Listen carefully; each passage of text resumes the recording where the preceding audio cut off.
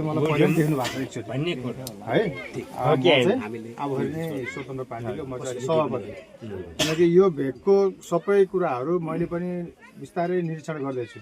योभन्दा अगाडि मलाई चाहिँ हाम्रै यहीँको भाइ सागर भुजेलले चाहिँ दाइ मेरो गाउँ हो पुर्लुङ गइदिनुहोस्, त्यहाँ कुनै पनि नेता पुगेका छैनन्, एकचोटि गइदिनुहोस् दाइ, त्यो ठाउँलाई देखाइदिनुहोस् होइन।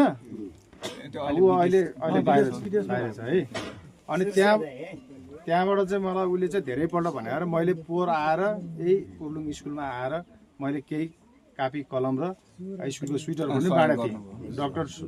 डाक्टर रूपक घिमिरेलाई लिएर आएको थिएँ मैले। उहाँको फ्यामिली सहित आएर तपाईँहरू काठमाडौँ बसेर मात्रै हुँदैन, नेता हुने मान्छे यो विकट ठाउँमा जानुपर्छ भनेर लिएर आएँ। अब जस्तै भोटै माग्न आउने नि तपाईँको यहाँ अब थोरै घरहरू छ हामीलाई थाहा छ, तर पनि यो ठाउँमा अब मैले दाइलाई चाहिँ यति टाइट टाइम छ कि एक मिनटको ऊ छ, तर पनि मैले आज यहाँ ल्याएको कारण चाहिँ अहिले चाहिँ मैले आबुखरी तनहुँबाट चाहिँ आबुखरीबाट चाहिँ मैले चाहिँ एउटा जिम्मा लिएको छु। यो ठाउँमा केही गर्नुपर्छ, यो बस्तीलाई हेला गर्नु न, यहाँको एक भोट पनि हामीलाई आवश्यक छ होइन। त्यही भएर हामीले चाहिँ यहाँ कुनै पनि यहाँ नेता धेरैचोटि उहाँ बाहिर विदेशमा हुनुहुन्छ, तर पनि उहाँलाई यहाँको चिन्ता छ। डाक्टर साहबसँग भेट्नु भएको छ उहाँले नै भनेर मैले यो स्कुलमा अनि हाम्रो यो हिले हर्कदेखि थुप्रै ठाउँहरूमा मैले सबै स्कुलमा भिजिट गरेको छु। यहाँको विद्यार्थीहरूलाई गाह्रो छ, साह्रो छैन। दाइले पनि अस्ति के अरे राम के अरे यस्तो हातमा लाग्छ रामलाल विक उहाँलाई भनेर उहाँले चाहिँ हामीले स्वेटर मात्रै ल्याउनु भएको थियो।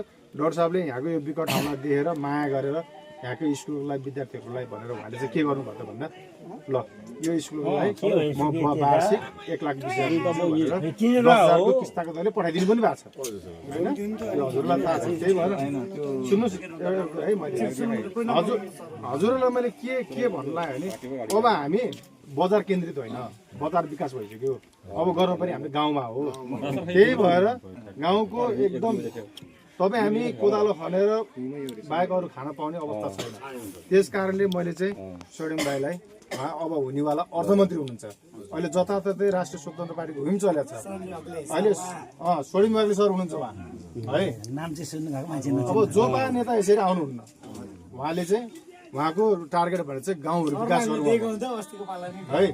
त्यही भएर मैले उहाँलाई यति टाढा भयो भने दाइ दुःख गरेर जाउँ, एकदम अहिले एकदम समयको एकदम गाह्रो छ अहिले दाइलाई। औषधि